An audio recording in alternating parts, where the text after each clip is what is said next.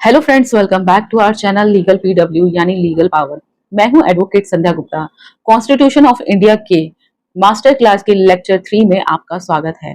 अगर आपने लेक्चर 1 और 2 नहीं देखा है तो आपसे रिक्वेस्ट है कि प्लीज उसे जाकर देखिए, क्योंकि हर लेक्चर आने वाले लेक्चर का फाउंडेशन है और इसी तरह से आप कॉन्स्टिट्यूशन को रटेंगे नहीं, इवन उसे अच्छे से समझेंगे। So without wasting time, let get start.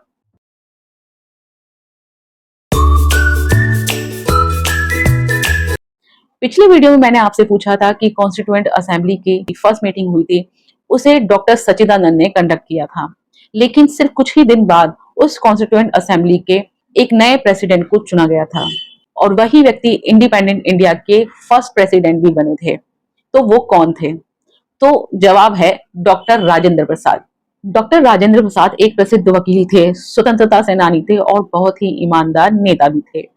उनकी कानूनी समझ, उनकी ईमानदारी, उनकी विनम्रता की वजह से जो कॉन्स्टिट्यूएंट असेंबली थी उसके मेंबर्स उन पर बहुत विश्वास रखते थे और इसीलिए 11 दिसंबर 1946, जी हाँ 11 दिसंबर 1946 को उन्हें कॉन्स्टिट्यूएंट असेंबली का फर्स्ट था प्रेसिडेंट चुना गया।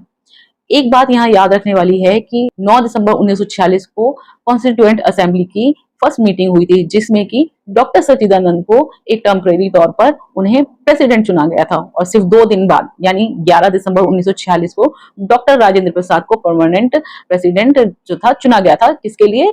कॉन्स्टिट्यूएंट असेंबली के लिए। इस बात को बहुत ही अच्छे से ध्यान रखिए। यहाँ अक्सर लोगों को एक कंफ्यूजन हो जाता है जब हम कहते हैं कि डॉक्टर राजेंद्र प्रसाद को कॉन्स्टिट्यूएंट असेंबली के प्रेसिडेंट चुना गया था, लेकिन उसका मतलब ये नहीं था कि वो भारत के भी राष्ट्रपति थे, क्योंकि उस टाइम 1946 था जब कॉन्स्टिट्यूएंट असेंबली के उन्हें प्रेसिडेंट चुना गया था। यहाँ प्रेसिडेंट का मतलब है कि जो कॉन्स्टिट्यूएंट असेंबली है उसको उसके प्रेसाइडिंग ऑफिसर यानी उसकी कार्यवाही को चलाने वाले अध्यक्ष। जब 26 जनवरी 1950 को भारत गणराज्य बना तब उन्हें भारत का पहला राष्ट्रपति चुना गया था। तो ये दोनों बातें बिल्कुल अलग अलग हैं, इन्हें मिक्स मत कीजिए।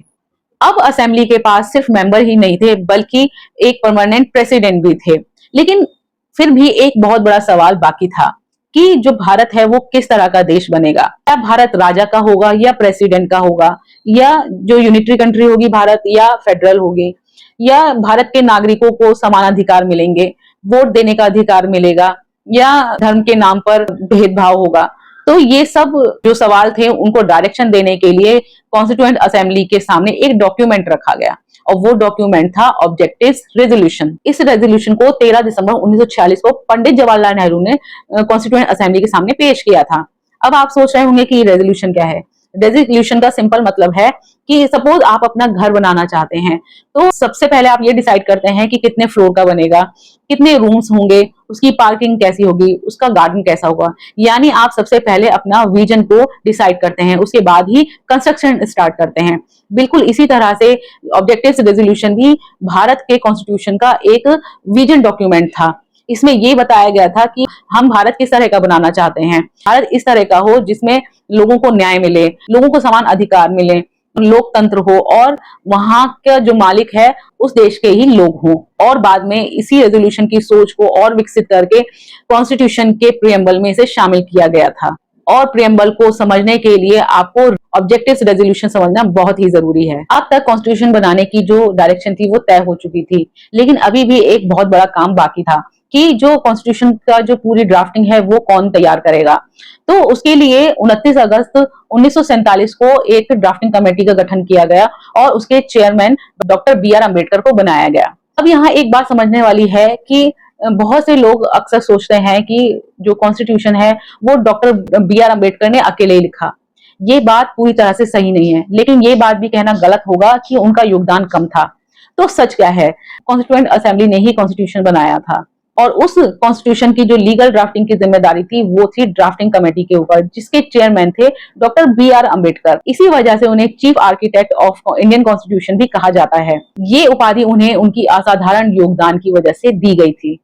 एक एडवोकेट के रूप में मैं आपसे एक बात कहना चाहती हूँ कि जब भी कोर्ट में कॉन्स्टिट्यूशन पर बात होती है तो सिर्फ आर्टिकल नंबर याद होना ही काफी नहीं होता है, बल्कि पहले ये समझना जरूरी है कि जब कॉन्स्टिट्यूशन बनाया गया था तो बनाने वालों का ऑब्जेक्टिव क्या था।